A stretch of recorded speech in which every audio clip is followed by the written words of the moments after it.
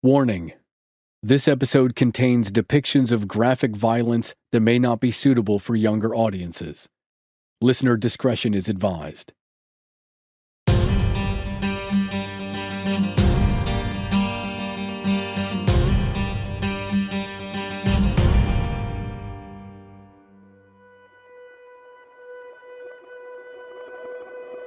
On the morning of March 14th, 1891, every newspaper in New Orleans, and many throughout the nation, featured the same story in their headlines. 9 of the 19 men accused of the assassination of Police Chief David Hennessy were either acquitted or excused from prosecution. Roughly 5 months earlier, Hennessy had been shot down in the mud of Girard Street, not far from his home. A friend, Bill O'Connor, rushed to his side and asked the dying man who did it. Hennessy replied with a derogatory term for Italians. "Dagos," he said, and he died of his wounds the following morning. The murder rocked New Orleans. Its implications were far-reaching, from docks along the Mississippi River to white tablecloth dining rooms of the rich mansions.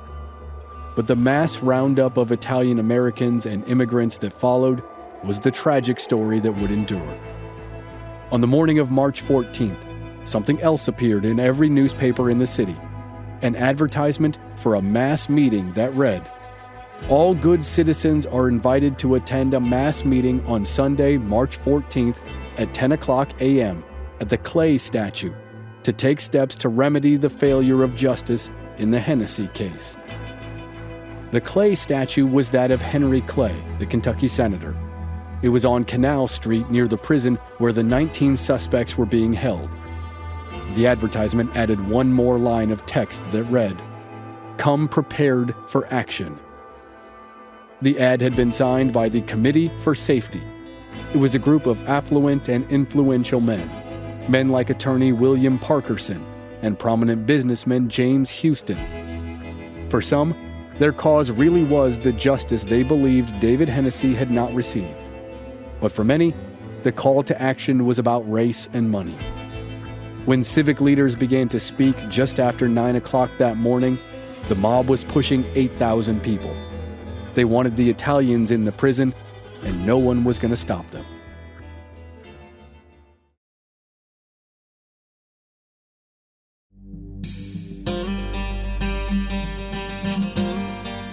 From Black Barrel Media, this is Infamous America. I'm your host, Chris Wimmer, and this season we're telling 4 infamous stories from New Orleans over the next 6 episodes. This is the second of 2 episodes about one of the darkest chapters in New Orleans history. This is episode 3, The Sicilian Lynchings, Part 2.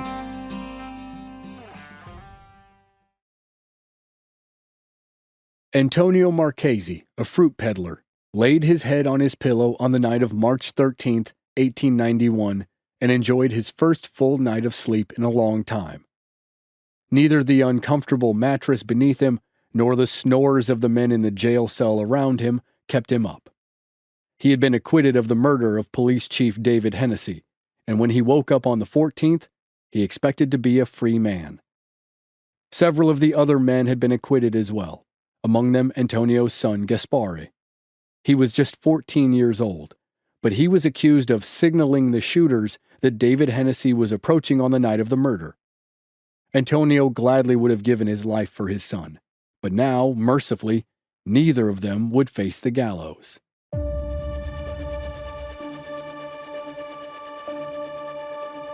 Down the hall in a private cell, Joseph Makeka enjoyed coffee and read the newspaper.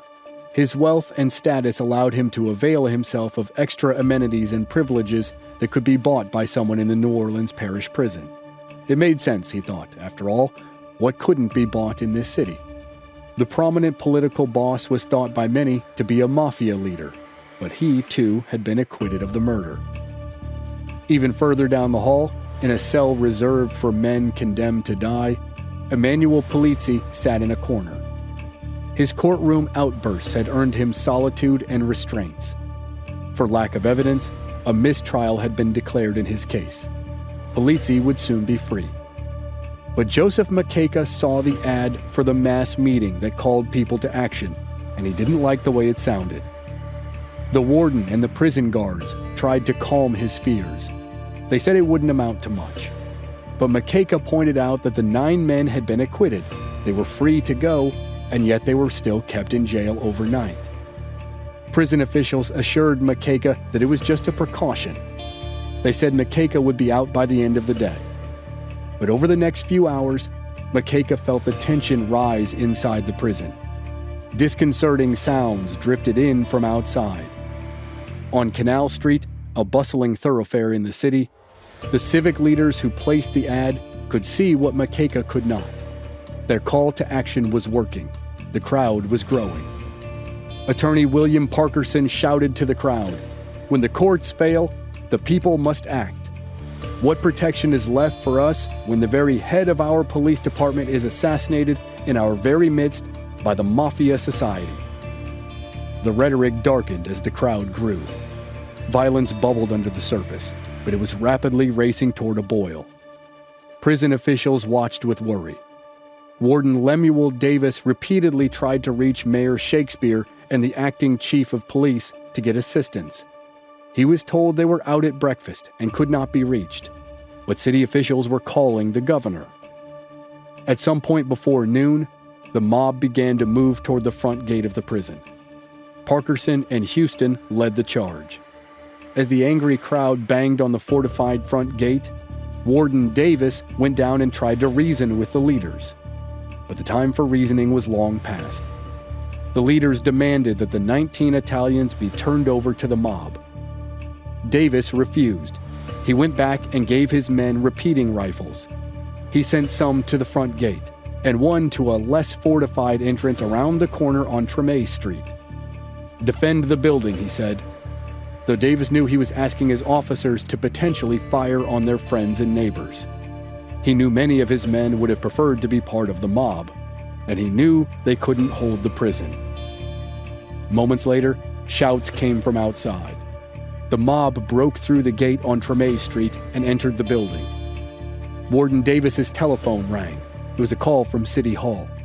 The governor refused to intervene unless Mayor Shakespeare asked for help, but no one seemed to be able to contact the mayor. Davis hung up the phone. He reached for his key ring and began unlocking the cells of the 19 men. He stared at the ground as he spoke. He couldn't look them in the eye as he said, "The mob is inside. They're coming for you all. Do your best to hide. Maybe try the wing with the women's prison. Just try to stay out of sight."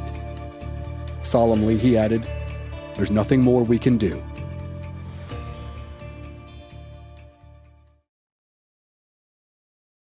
The 19 men stood in silence in their unlocked cells.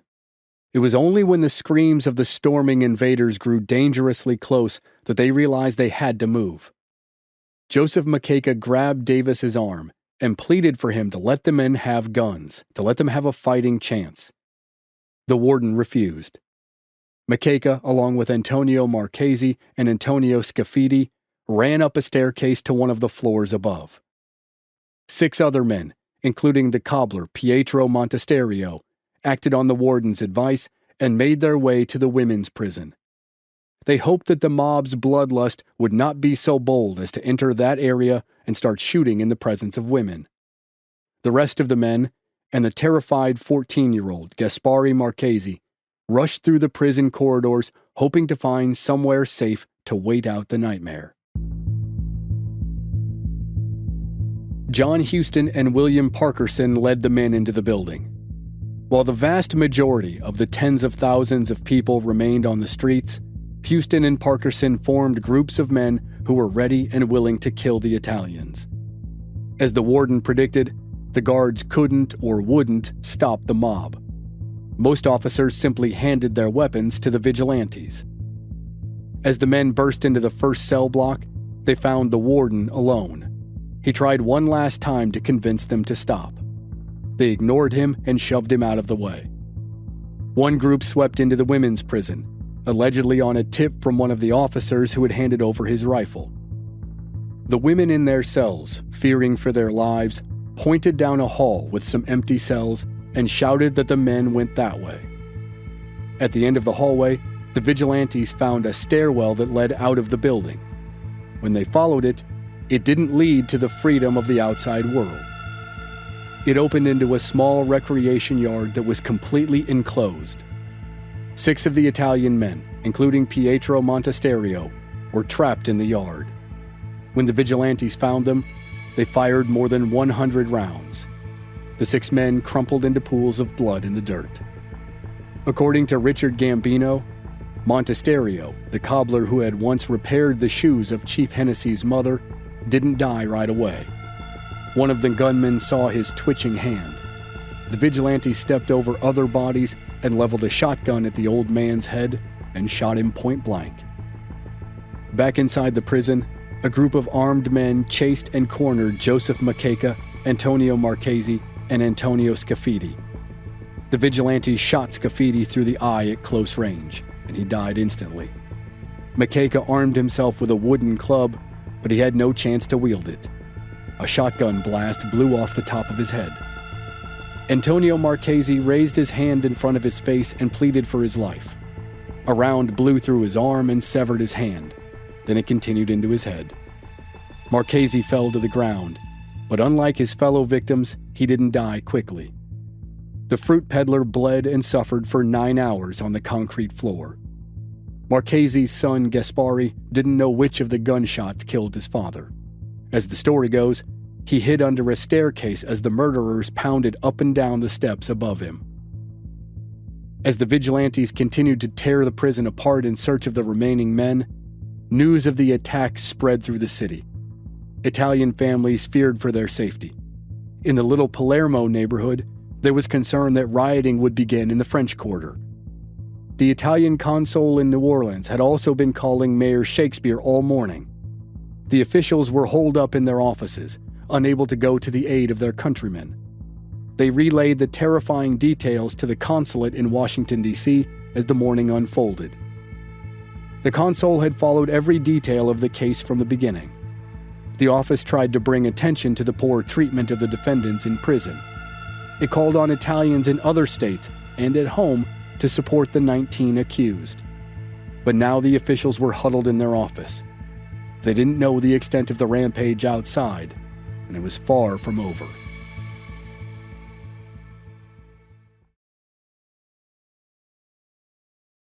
Emanuele Polizzi's solitary cell had been unlocked, and he was given the same chance as the other men, but he remained crouched in the corner, mumbling furiously to himself.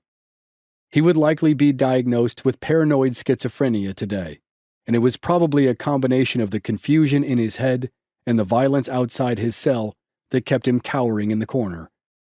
He watched groups of men running wildly, screaming slurs and threats.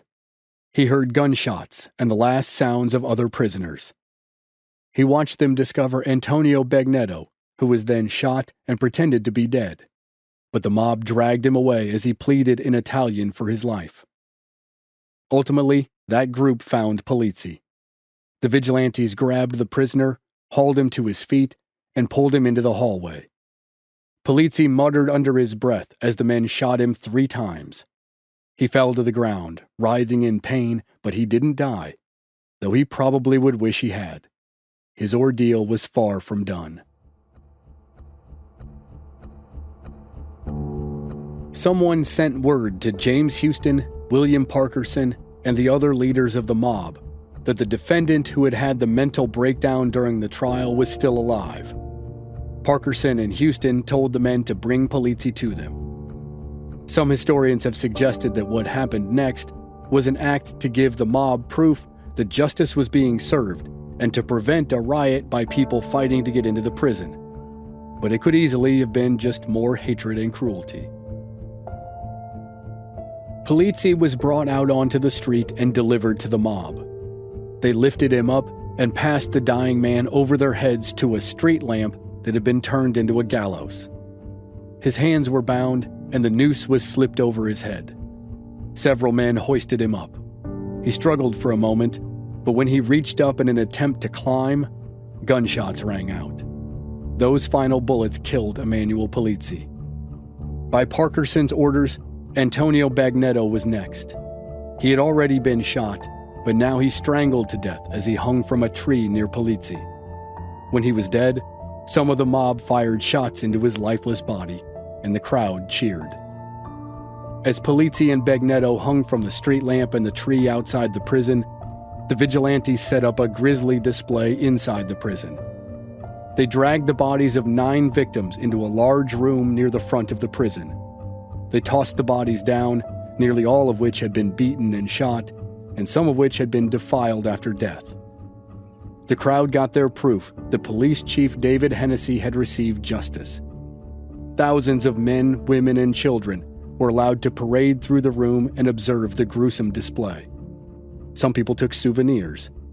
Some dabbed their handkerchiefs in the fresh blood. The cheering crowd hefted William Parkerson onto its shoulders like a hero and carried him down the street. That night, he drank and celebrated with James Houston and others. Neither man was detained by police, let alone charged with a crime. Music halls were packed that evening. The brothels of Storyville had a banner night. The bars in the French Quarter were louder and rowdier than usual, as a good portion of the city of New Orleans celebrated the massacre of 11 men.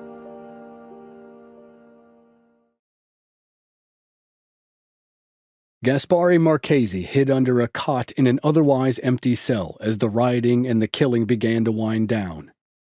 He had been discovered under the stairs, but when the vigilantes dragged him to William Parkerson, the mob leader ordered the rioters to spare the 14-year-old.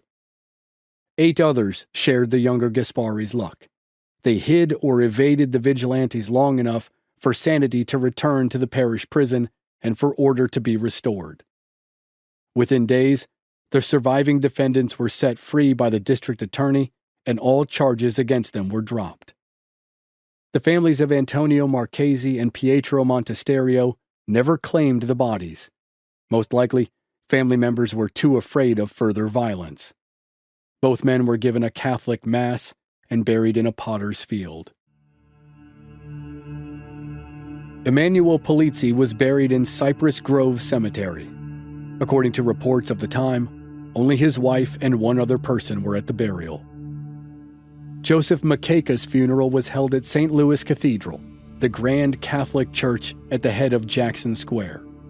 The Mass was well attended, and Makeika was interred in an ornate casket at St. Louis Cemetery No. 1. The victims' families mourned and buried their dead, but the men responsible continued to be lauded in public and private in New Orleans and around the nation. Almost immediately, large institutions such as the Cotton Exchange released statements in support of the actions of, quote, the heroes at Parish Prison.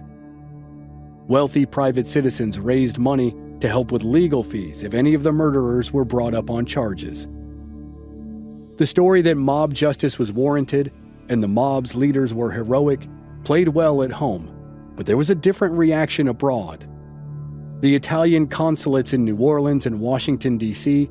had adamantly fought for the 19 accused men from the minute they'd been taken into custody. In the aftermath of the killings, they were enraged at how little was done to protect the men and how little was being done to get justice for their murders. The Italian government demanded that the families of the victims be paid for the tragedy and called for the arrest of the known leaders, men like James Houston and William Parkerson. They underscored the fact that 3 of the murdered men were still subjects of King Umberto of Italy. Under a U.S.-Italian treaty, each nation was bound to protect the other subjects and their rights. The United States failed. President Benjamin Harrison pleaded with the Italian government. He maintained that it was a state of Louisiana issue. Constitutionally speaking, there was nothing he could do. Then an ultimatum came from Rome: prosecute the murderers, or Italy would sever diplomatic ties. President Harrison urged the Louisiana governor to convene a grand jury, and he finally did. But the investigation was a sham. The vigilantes were never in jeopardy. When the inquest's results came back, they stated plainly that the lynching was headed by, quote, the first, best, and most law-abiding citizens in New Orleans. The nation of Italy stood its ground. When the grand jury gave its report, the Italian ambassador and all other officials left the U.S. and returned to Rome. President Harrison ordered the entire American delegation in Italy to return to the States. He tried to ease the tension with Italy by allocating $25,000 that would be divided between the families of the 3 victims who were still Italian citizens. Before Harrison lost re-election in November of 1892, he declared a national celebration for the Italian-born Christopher Columbus. Publicly, the declaration was to celebrate the 400th anniversary of Columbus landing in the New World. But it was hard to ignore the likelihood that it was also meant to mend Italian-American relations. Maybe it did, but the effects of the vigilante murders lingered for years to come, and were still relevant 4 decades later when the 2 nations found themselves on opposite sides of the Second World War.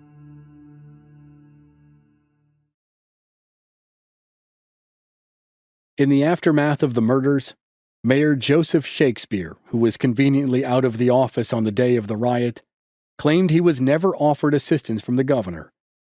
He vigorously opposed the investigations into the men responsible, though he had run for mayor on a pledge to be hard on crime. Shakespeare ran again in 1892, but was defeated by John Fitzpatrick.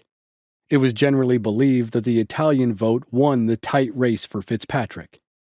Shakespeare died 4 years later in 1896. Police Chief David Hennessy's body was interred at Metairie Cemetery, about 5 miles from where he was killed. Hennessy wasn't the white knight that newspapers made him into after his death and during the run-up to the trial, but he still deserved justice, and he never got it. There was no substantial investigation into his murder after the events of March 14, 1891.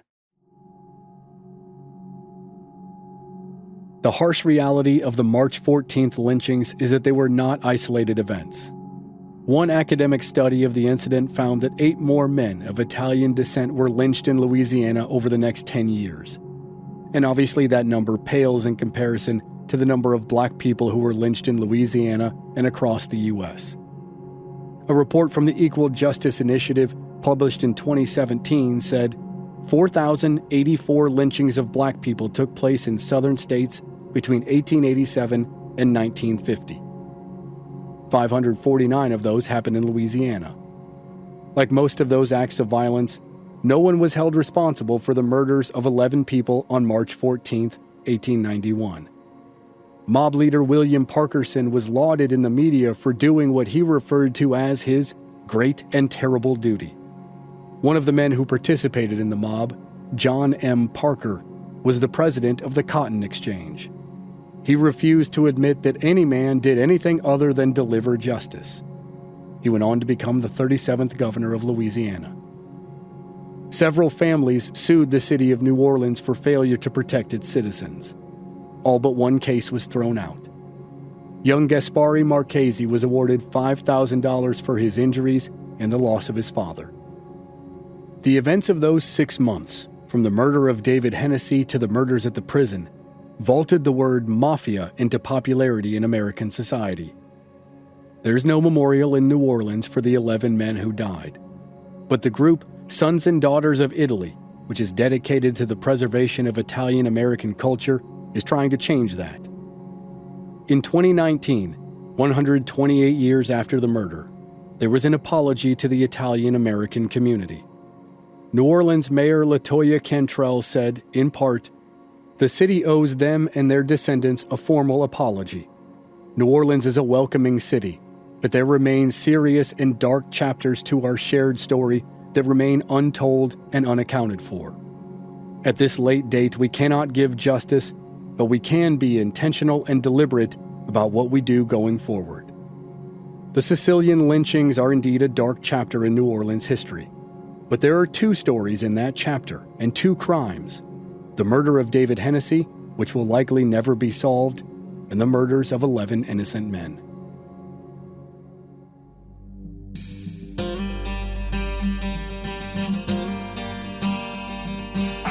Next time on Infamous America, we'll begin the story of a mysterious and elusive killer who stalked the streets of New Orleans in 1918 and 1919. The twists and turns of the story of the Axeman of New Orleans, begins next week on Infamous America. Members of our Black Barrel Plus program don't have to wait week to week. They receive the entire season to binge all at once with no commercials. Sign up now through the link in the show notes or on our website, blackbarrelmedia.com. Memberships begin at just $5 per month. This episode was researched and written by Jamie Lyko. Original music by Rob Valier. Copy editing by me, Chris Wimmer, and I'm your host and producer. Find us at our website, blackbarrelmedia.com, or on our social media channels. We're Black Barrel Media on Facebook and Instagram, and B Barrel Media on Twitter. And you can stream all our episodes on YouTube. Just search for Infamous America Podcast. This show is part of the Airwave Media Podcast Network. Please visit airwavemedia.com to check out other great podcasts like Ben Franklin's World, History of the Great War, and many more. Thanks for listening.